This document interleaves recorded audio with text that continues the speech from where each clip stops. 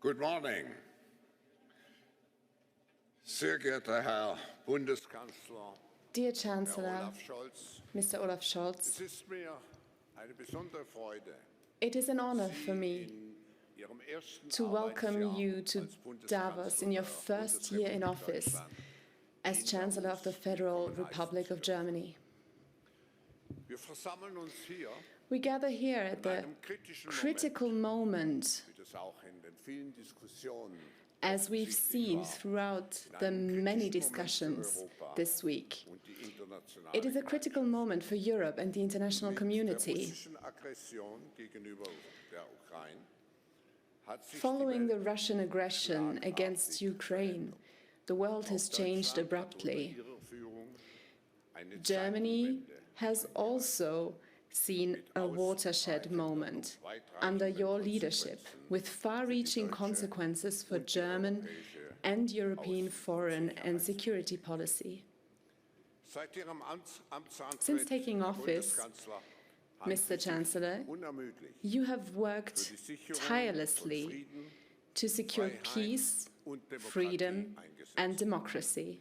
In diesen tragischen Zeiten In these tragic times, benötigt die Welt the world eine now neue Ära der needs globalen to see a new era of global responsibility and cooperation to meet the monumental challenges we face. ausgesetzt sind, zu begegnen. Ein starkes Europa A strong Europe ist hierzu entscheidend. is crucial to this end. Deshalb freuen wir uns ganz besonders, This is why we are particularly looking forward to your participation herzlich willkommen. this year. Once again, welcome, Chancellor.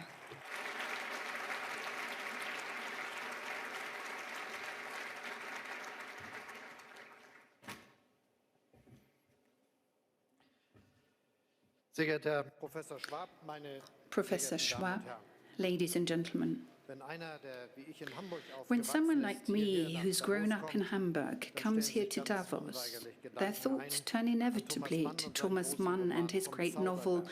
The Magic So ging Mountain. es mir zumindest auf dem At least that's what I thought of on the way Zumal der here. Davos-Besuch des Hamburgers Hans Castorp The im parallel seemed Roman all the more apt, since in the book The Visit by Hans Castorp, the man from Hamburg to Davos, ends with what Thomas Mann termed the thunderbolt, the outbreak of World War I in July 1914, that Meine Damen und is. Herren, auch wir haben einen Ladies and Donnerschlag gentlemen, erlebt.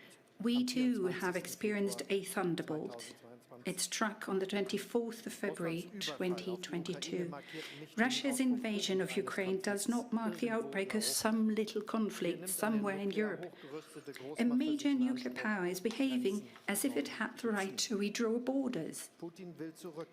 Putin wants a return to a world order in which strength dictates what is right, in which freedom, sovereignty and self-determination are simply not for everyone. That is imperialism. That is an attempt to blast us back to a time when war was a common instrument of politics, when our continent and the world were without a stable, peaceful order. And that is why, 3 days after the Russian attack, I spoke in the Bundestag of a watershed. This is, by the way, in line with the analysis of the World Economic Forum and the theme that you, Professor Schwab, have chosen for this meeting. As you say, the world is indeed at a turning point. And it is not only the statehood of Ukraine that is at stake. It is the system of international cooperation that was designed in the aftermath of 2 devastating world wars to give effect to the vow of never again that is at stake. A system that subjects power to the law, that bans the use of force as an instrument of politics, and that has, in the past decades, guaranteed us freedom, security and prosperity. Our goal is therefore crystal clear. We cannot allow Putin to win his war, and I firmly believe that he will not win it. Even now, he has failed to meet any of his strategic goals. Russia capturing all of Ukraine seems less likely now than it did at the start of the war, thanks not least to the remarkable defensive actions fought by the Ukrainian army and the Ukrainian population. Ukraine is now emphasizing its European future more than ever before in a similar vein as Georgia and Moldova. Incidentally, we're also pushing ahead with integration into the European Union of the countries of the Western Balkans, and the promises that have been made and given have to be upheld and fulfilled. The brutality of the Russian war has welded the Ukrainians together as a nation more than anything in the past.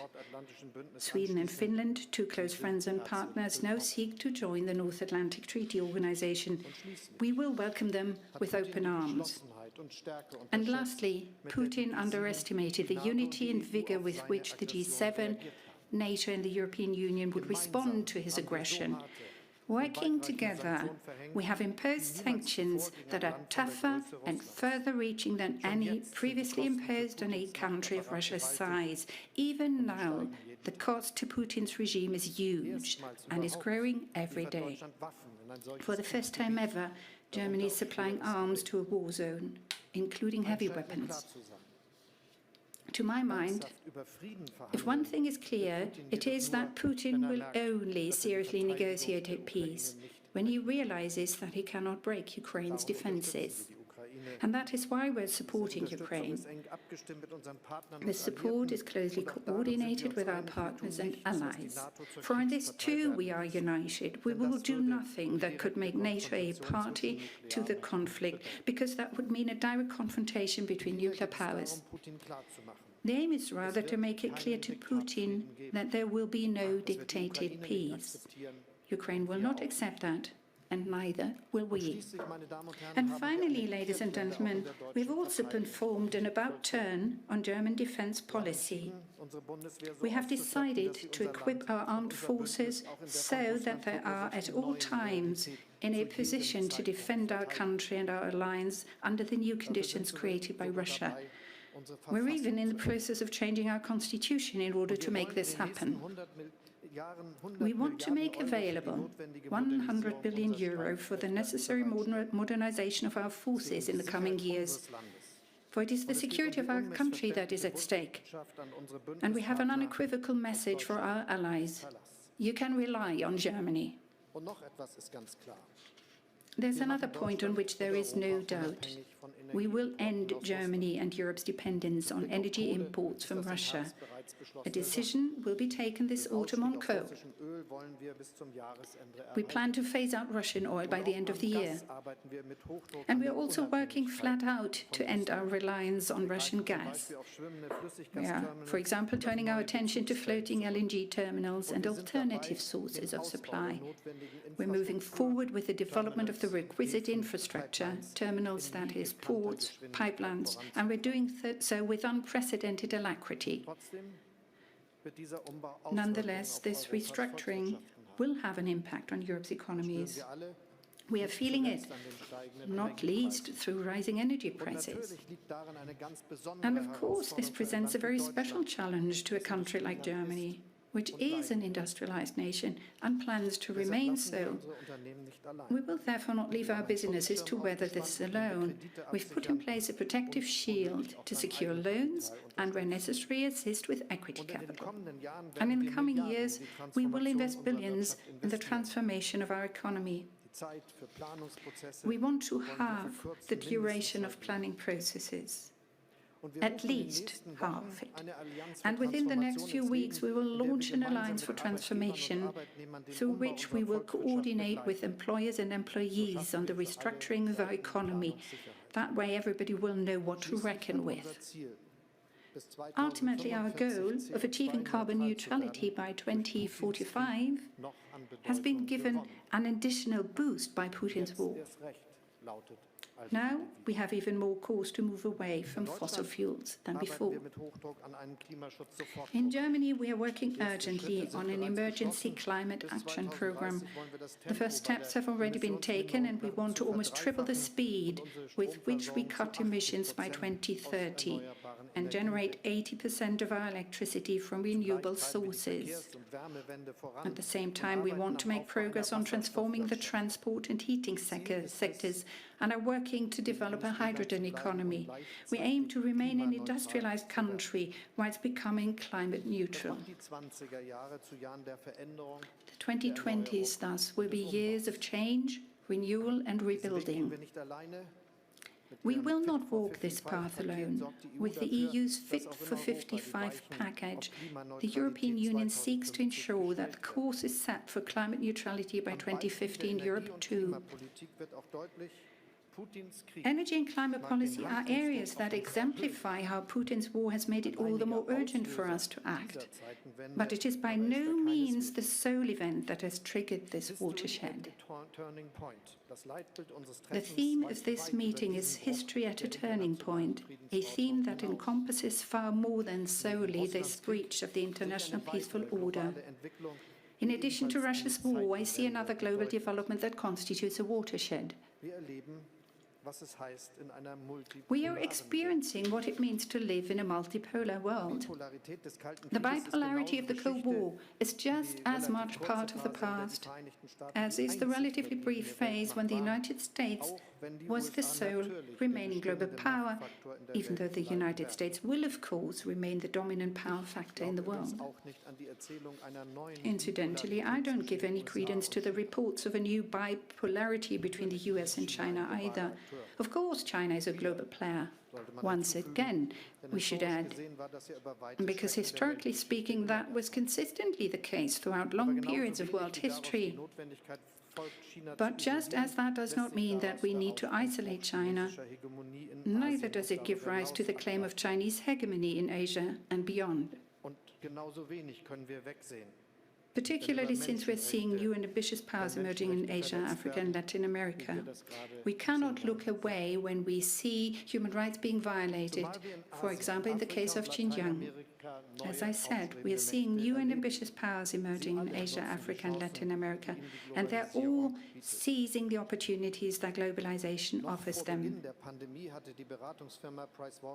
Even before the start of the pandemic, the consultancy firm PricewaterhouseCoopers published a report on the state of the world in 2050, and it maintains that the 7 largest global economies will then include countries that we currently still describe as emerging economies. As well as China, these include India and Indonesia, Brazil, and Mexico. After the pandemic, this analysis is hardly likely to be any different. Another factor is Russia, which is attempting to secure its importance by means of military force, and it does so with horrific consequences, as we are witnessing at this moment. And then there is the European Union, which is finally beginning to convert its geo-economic weight into geopolitical influence. That is what we mean by European sovereignty. In this multipolar world, very different countries and regions are demanding greater political participation in line with their growing economic and demographic influence. And to be quite honest, that does not pose any threat. Yet, where there is a shift in the balance of influence and global power, it also inevitably affects the political order. And the crucial question is this: how can we ensure that the multipolar world will also be a multilateral world? Or to put it another way, how can we create an order in which very different centers of power can interact reliably in the interests of everyone? This task is by no means a trivial one, given that there is no historical precedent. And yet, I am convinced that it can succeed if we explore new paths and fields of cooperation. After all, the alternative, everyone for themselves, and at the same time everyone against everyone else, involves high risks and costs, even for the strongest powers. And that is another reason why a firm and unequivocal response to Russia's blatant violation of international law was so vital. Because this response also makes clear to everyone else that a multipolar world is not a world without rules. Upholding this principle is in everyone's interest. That is why it was so important that in March, 141 United Nations member states condemned Russia's attack in no uncertain terms. Yet we know that for many countries in Asia, Africa, and Latin America, the war in Ukraine is, geographically speaking, far away. However, its global consequences in the form of looming hunger, commodity and inflation crises are all too close. And if we want these countries to continue to join us in defending freedom and justice in the future, we also need to show solidarity with them and to take their concerns seriously. In a multipolar world, this kind of international order will not be achievable without international solidarity. That is why we're investing in new partnerships. That is why we're placing existing partnerships on a broader footing. The buzzword here being diversification. And to this end, we're putting faith in a characteristic that unites us with many countries of the global south. We are democracies. For too long have we practically equated democracy with the West in the classical sense. Yet it was actually this Western world that denied the South its rights and its freedom in a most undemocratic manner until well into the last century. I'm speaking of colonialism. Acknowledging this is not only a question of honesty, it is also a prerequisite for closer cooperation with the world's democracies, which we need and towards which we are working. At the beginning of the week, I returned from a trip to South Africa, Senegal and Niger. While there, I made a conscious decision to encourage these countries to cooperate closely with the G7 presidency on issues such as the energy transition, climate change, mitigation, the fight against the pandemic, migration, and last but not least, on how we can maintain and strengthen international cooperation in these times. And I made a conscious decision to invite my colleagues from South Africa and Senegal, as well as the heads of the governments of India, Indonesia and Argentina, which holds the presidency of the Community of Latin American and Caribbean States, to the G7 summit in Elmau at the end of June. For they represent countries and regions whose contribution is needed by the world if we are to make progress on global challenges in future. In Germany, we've made a conscious decision to adopt an Indo-Pacific strategy in order to intensify cooperation with the countries of this forward-looking region.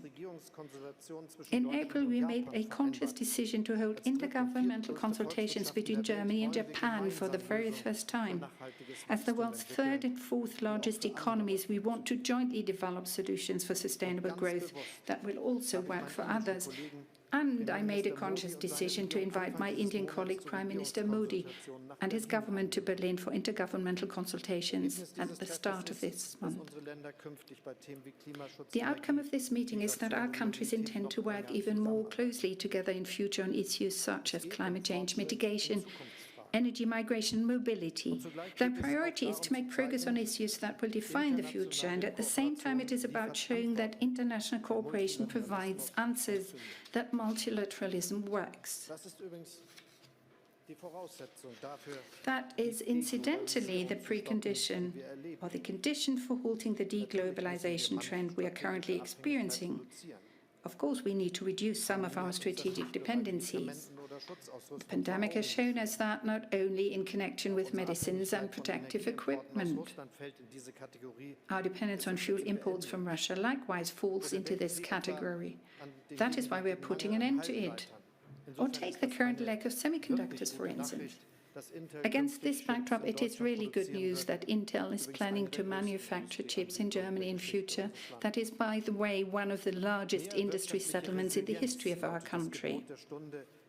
What we need now is greater economic resilience in this multipolar, crisis-prone world. And here, too, the answer has to be diversification for politics and businesses alike.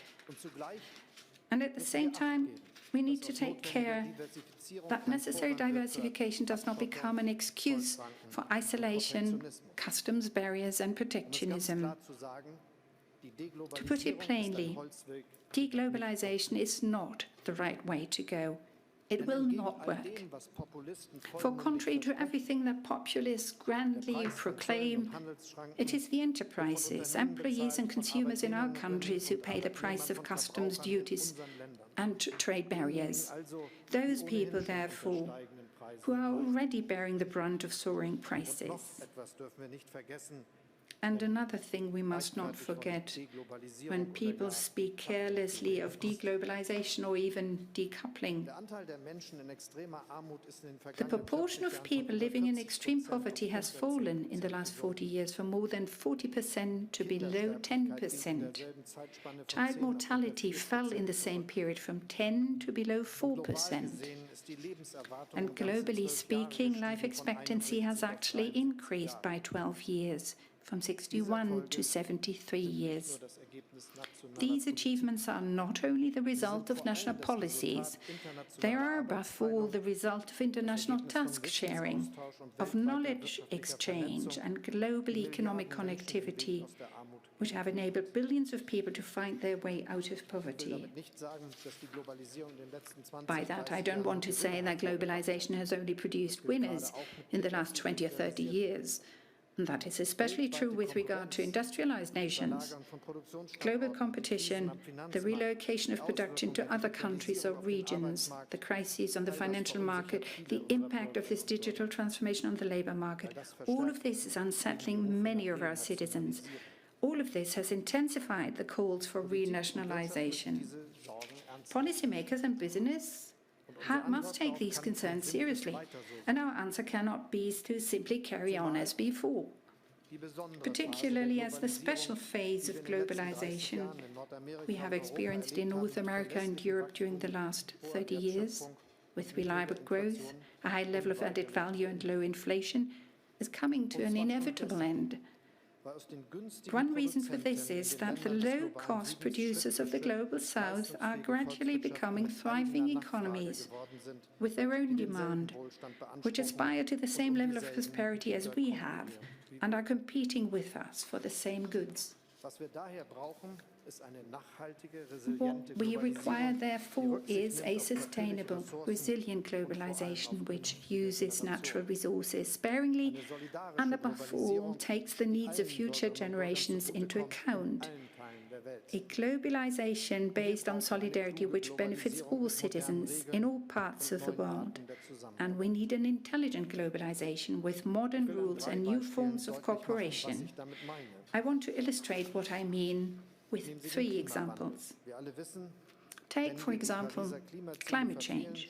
We all know that if we fail to meet the Paris climate goals, the world is heading towards disaster.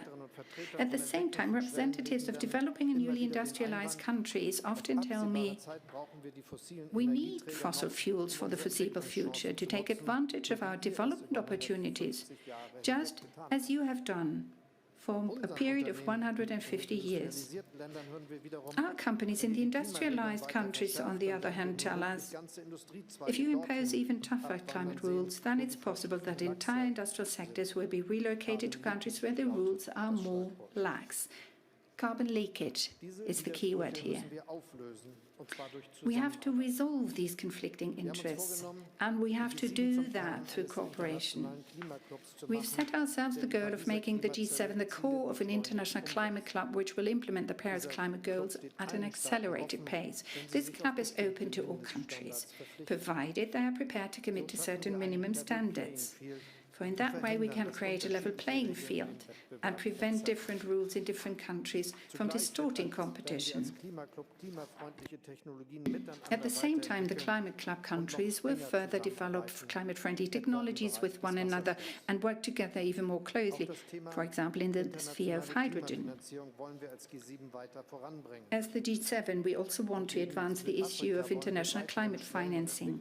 Along with South Africa, we want to offer other developing and newly industrialized countries just energy transition partnerships, which will help them to transition fairly to a climate-neutral future.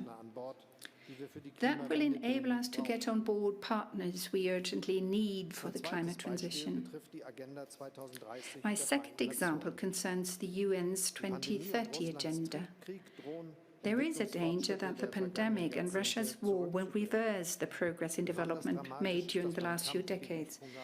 And this is especially dramatic in the fight against hunger and poverty. If we do not act quickly and decisively to counter it, we run the risk of experiencing the world's first famine for decades.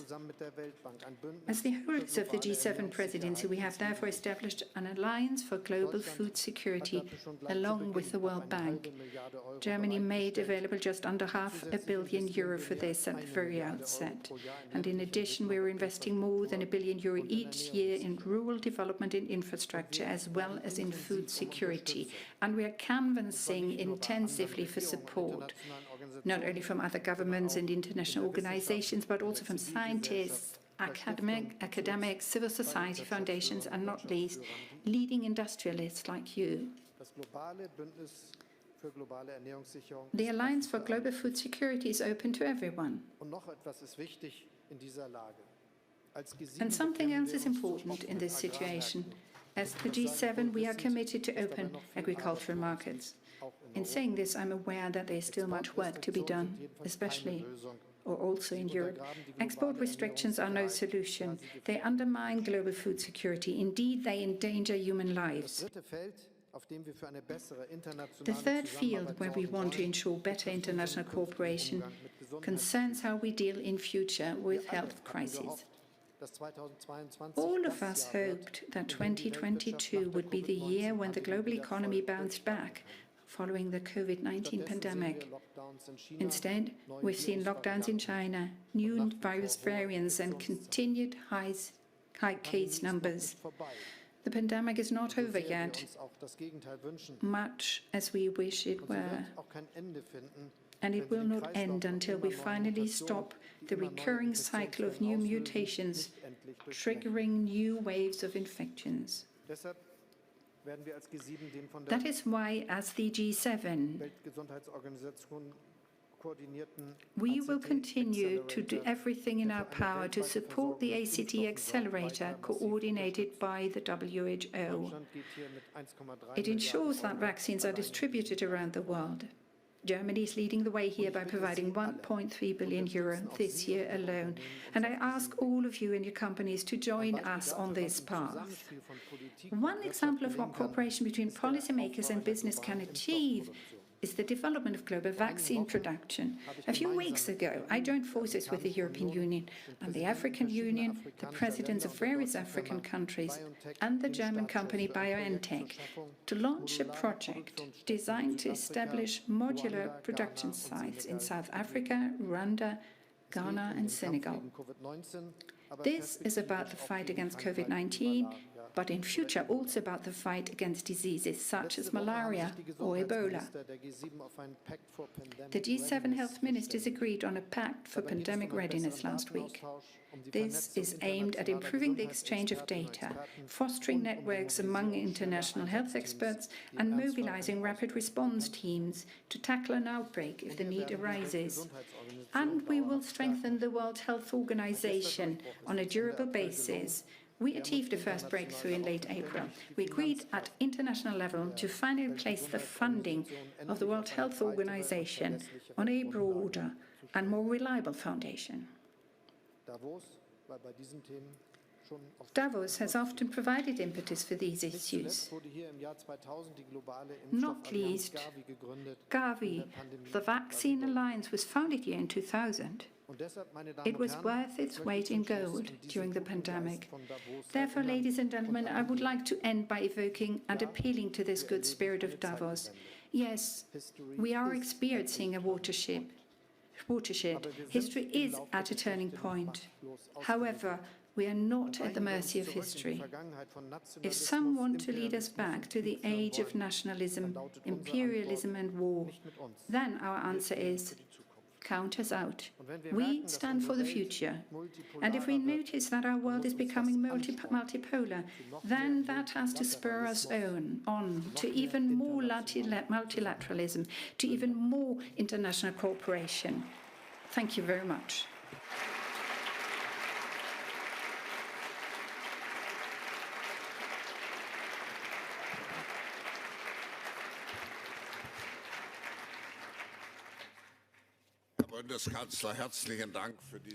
Mr. Chancellor, thank you for this speech, I have a number of questions that I would have liked to ask you, but you've already incorporated most of the answers into your speech. However, I have still a few things that I would like to talk to you about. When we look at what is awaiting global economies, one of the major topics this week, we have to say that there was a feeling of optimism throughout all of the sessions, especially when we talk about inflation. You get the impression that the aggression towards Ukraine has certainly been a turning point and a shock moment for economies. Mr. Chancellor, which political decisions, which financial instruments would you think to be efficient for Germany, for Europe, to stabilize our economies on a macroeconomic level? We have a whole host of difficult conditions that have had a shock effect. The corona pandemic being one case in point, which led to a situation where we had an economic throwback. In response to that development, we set up global infrastructure and economic development programs that ensure that global demand has increased as a consequence of these programs being set up. Though these are major changes that are linked to the fact that we have to put an end to man-made climate change, and this is why we want to reduce demand for fossil fuels in order to ensure that those who don't think that this is ever so important will not be able to find sufficient resources in that regard. Then you see the dramatic effect that and impact that Russia's war of aggression has had, not only on Ukraine and its neighboring countries, but on the world at large, even on those countries that are geographically speaking far away from Europe. This is why the response to this question is the one I tried to give in my speech. We need to see international cooperation. When you take a look at the world becoming multipolar in many parts of the world, but we also have to try to, in a way, take our fate into our own hands and ensure that there will be an economic improvement. During the pandemic, we had to improve our cooperation. More needs to be done in that regard. There are some countries that have not made sufficient headway with regard to vaccinating the population, and this constitutes a challenge for these countries. So we are pleased about the fact that we have not only been able to mobilize funds for vaccination campaigns, that we have the ACT Accelerator, for example, and similar initiatives, but that we also work now to ensure that the vaccines get from the ports and the airports to the people, that the jabs get into their arms, so to speak, and that the countries are being put in a position where they can set up their own production sites.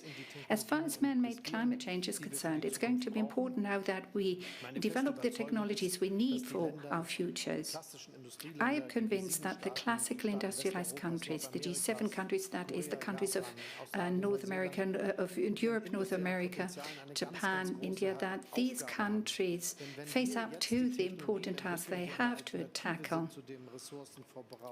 They have to produce sufficient alternative energy sources and fuels to replace the old ones, and in so doing, they will also offer an alternative to other countries. And that is what I've tried to highlight in my speech. The globalization of the last 30, 40 years will not continue for another 30 or 40 years. Basically, it was founded on the fact that there was a core centering on Europe, North America, and those Asian countries I already mentioned. But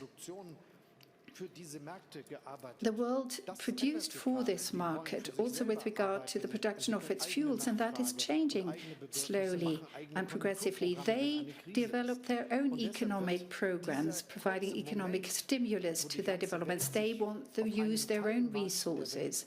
So that period in which a vast part of the world focused on providing for a limited part of the world is coming to its end.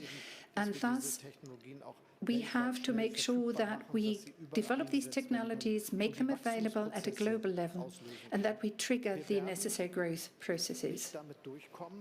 we will not be successful, as some may imagine, and I never understood them doing so. I've always rejected this approach, who said we can look back on 200 years of industrialized developments in Europe and North America, and turning to the developing and emerging countries, saying, you see what's happening to the climate, you cannot expect the same level of prosperity.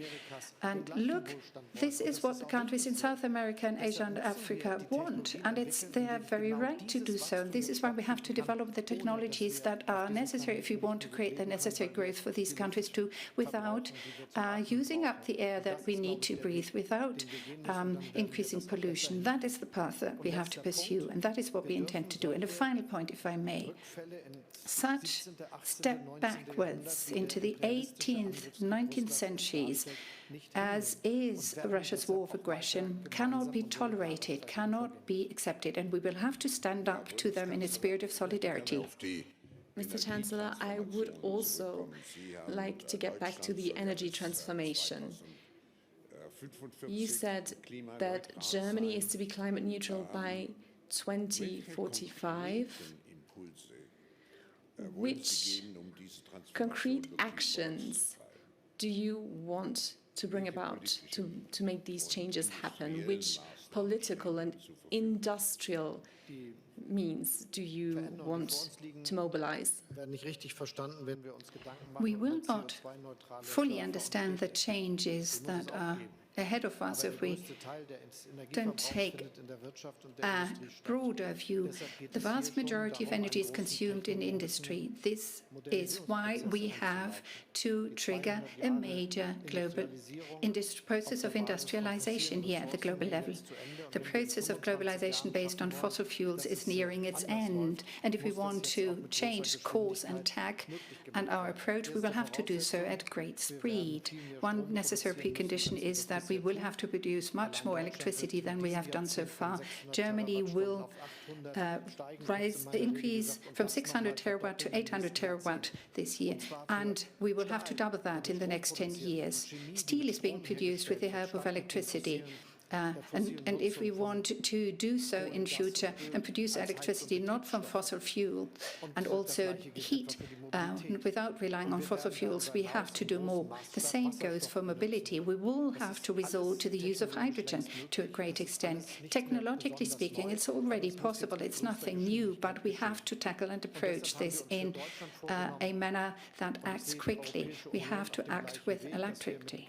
The European Union is following the same approach, by the way. We want to overcome regulatory burdens and impediments, do away with massive over-regulation in order to allow wind farms on offshore and onshore, solar panels, steel plants that use hydrogen and electricity from renewables. That is the approach, and that we advance these technologies. The magnitude of the task that we face with liberating ourselves from over-regulation is difficult to imagine. You cannot always only speak of offshore wind parks. Take an industrial site like Ludwigshafen with its chemical industry. They need 8 to 9 wind parks only for their own needs, and 1 to 3 would be necessary for one steel plant, which gives you an idea of the magnitude of the task ahead. But finally, industry knows where to put its money. That's a good thing, isn't it? Mr. Chancellor, I think you've already touched on this topic, but this restructuring on a global level, on a national level, will bring about a new dimension of collaboration, a new way of working together between politics and the economy. If we look back on the globalization efforts of the past decades, we've often seen that economic interests prevailed. Now, in this new world, politics has a more active role to play. How do you see this balance between economy and politics?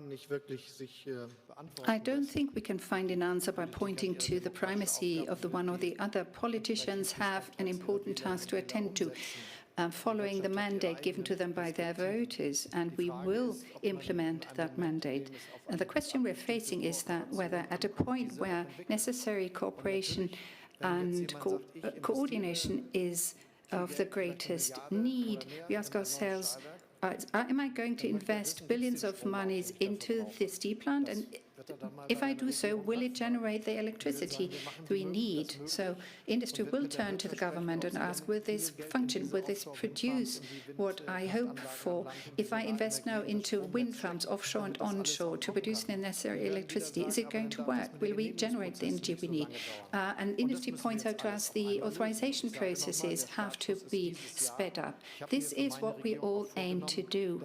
I set myself the task to not draw this out, because otherwise we will lag in our efforts. 1 year will turn into 2, 3, or 4 years, and that would slow down the process far too much. We need to set these things in motion in order to achieve the magnitude of a transformation that we need to become climate neutral by 2045. So speed is of the essence. Would you agree to that, that both governments and businesses need to speed up their efforts?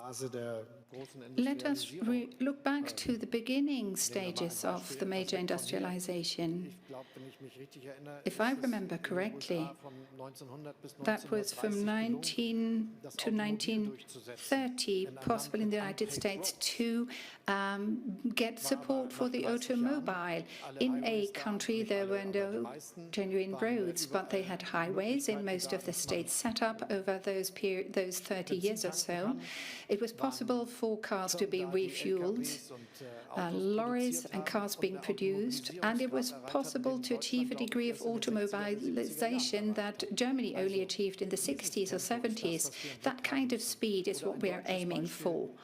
And to give you an example from Germany, I took a closer look at the so-called industrial park of Leuna, the eastern part of Germany. In the 20s of the last century, tens of thousands of jobs were created on greenfield site. Chemical processes had been used that had only been tested in laboratories before that, and all of a sudden everything was there, was made available. That was possible. Let us remind of that. And if that was possible then, it doesn't really make any difference whether we are here now or they were there then. It could be done here and now too, and that is what we aim for. Mr. Chancellor, we have time for one more question, and I would like to ask a more personal question. You have taken on this office in a very difficult time period. When you first took on your office, you were unable to imagine that you would have to face the situation of a new war in Europe. We see inflation and many economic challenges. What has really shaped you as a person during these past months? The biggest challenge for all of us, and what has been preying on our minds day and night as human beings, is this brutal war. Has been this brutal war started by Russia against Ukraine. And I want to be very clear. You cannot just, switch off. It's not as if it ended overnight. It is something that keeps us on our toes, that keeps us deeply concerned, me and other politicians, millions of people in the world. What is going to happen with this war, whether it will expand beyond the borders of Ukraine. And thus we have to support the citizens and the military of Ukraine. When you see their suffering, this is horrible. And we must never forget the horror about it. We cannot switch off. We cannot push it aside. It has to spur us on a daily basis to do what we can in order to put an end to this horrible war.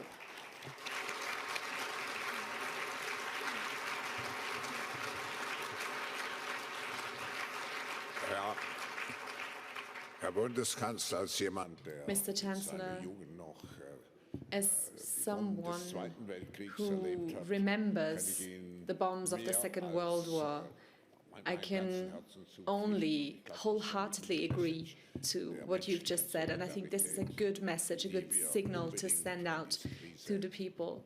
It is something we need to keep in mind during this crisis. Thank you for your visit. Thank you for coming here to Davos. And thank you for your meaningful keynote speech.